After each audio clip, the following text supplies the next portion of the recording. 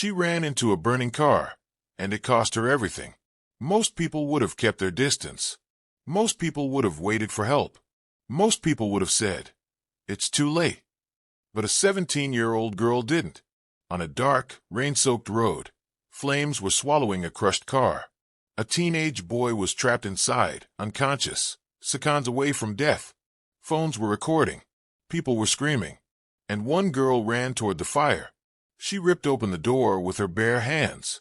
She dragged him out just moments before the car exploded. The world called her a hero.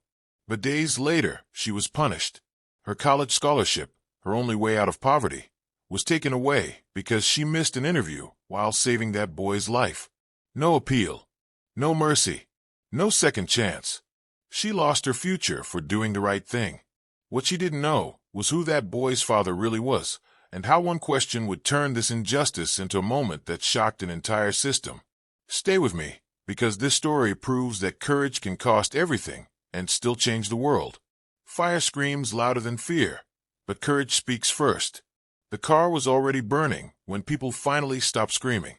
On a dark, rain-soaked road, headlights flickered through heavy rain as flames climbed up the side of a crushed sedan. The metal popped and cracked, sending sparks into the night sky. Smoke rolled thick and black, choking the air. Cars slowed down. Some drivers slammed their brakes. Others stayed inside, frozen. A few people stepped out, phones raised, recording instead of helping. Someone shouted, "Call 911." Another voice cried, "It's going to explode." Then there was Maya Thompson, 17 years old. Small frame, big heart. Maya had just finished a long shift at the grocery store where she worked to help her mother pay bills. She still wore her hoodie, damp from the rain, and sneakers worn thin from walking everywhere.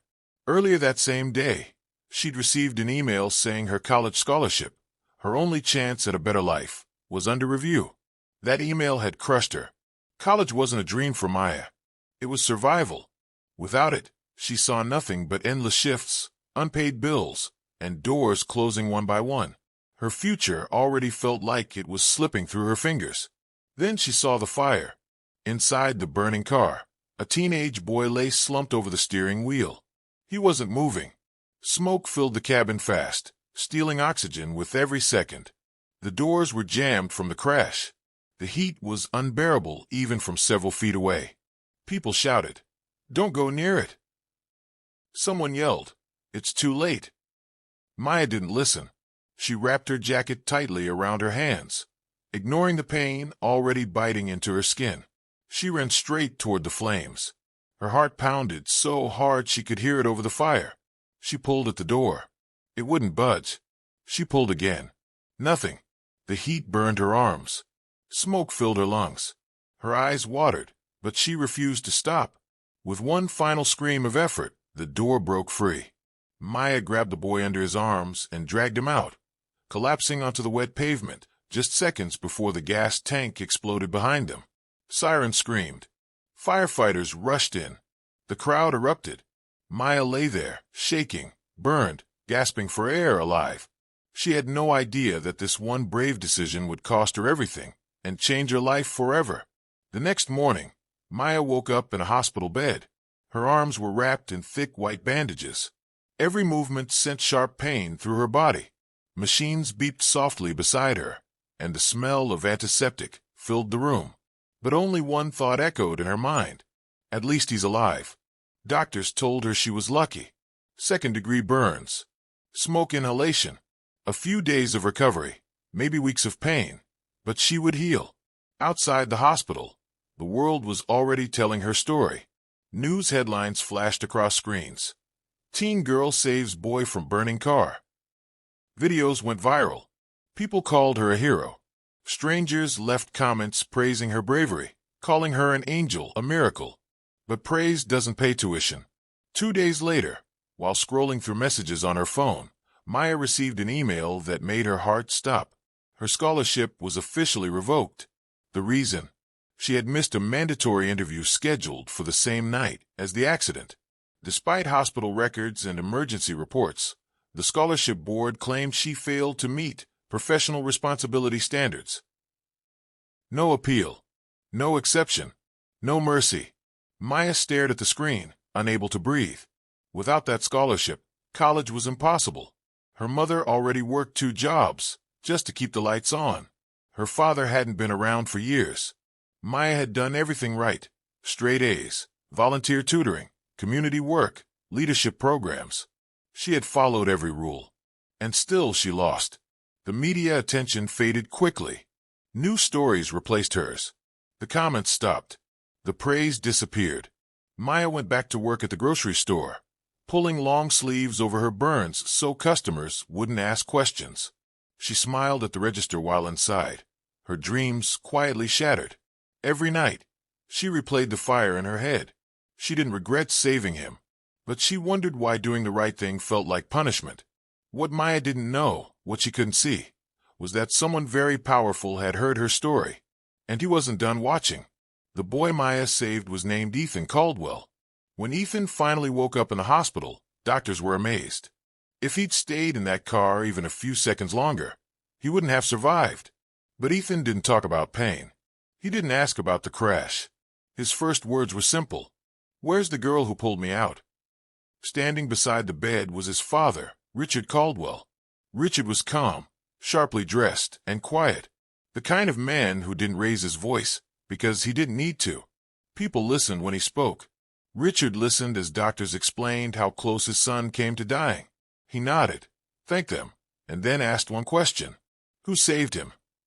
When he heard Maya's name, Richard didn't stop there. He ordered a full report, not just on the accident, but on her.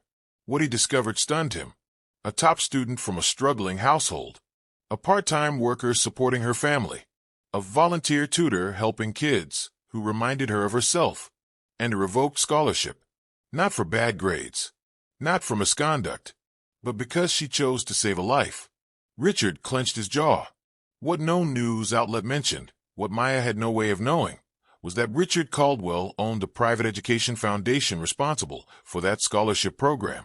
He hadn't known before, but now he did. And he was furious. Not at Maya, at the system. A system that praised heroism publicly, but punished it privately.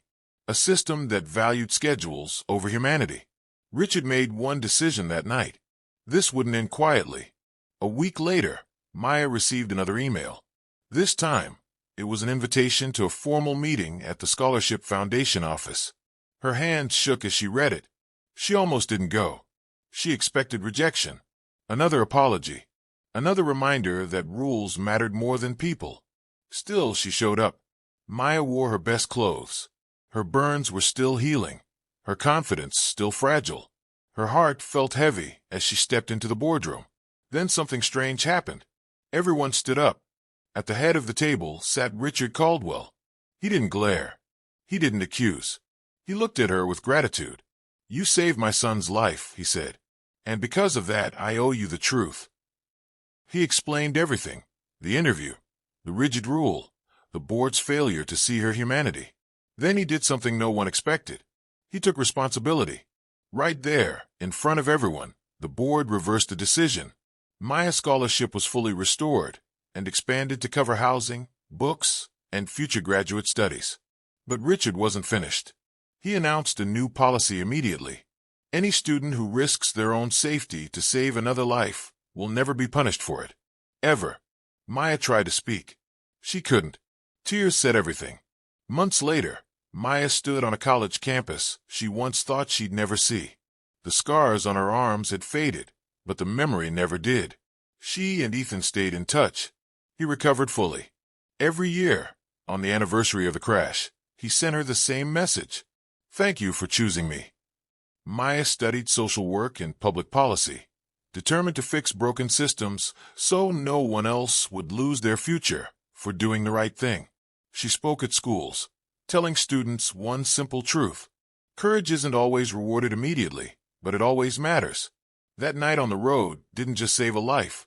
It changed one. Because sometimes, when you pull someone from the flames, you don't just save a life, you ignite a future. Stories like this remind us why humanity still matters. If this young girl's courage moved you, even for a moment, hit the like button so more people can hear stories that deserve to be told. Subscribe to the channel if you believe real heroes don't wear capes. They make impossible choices when no one is watching. And comment below. Backhand index pointing right, would you have run into that fire?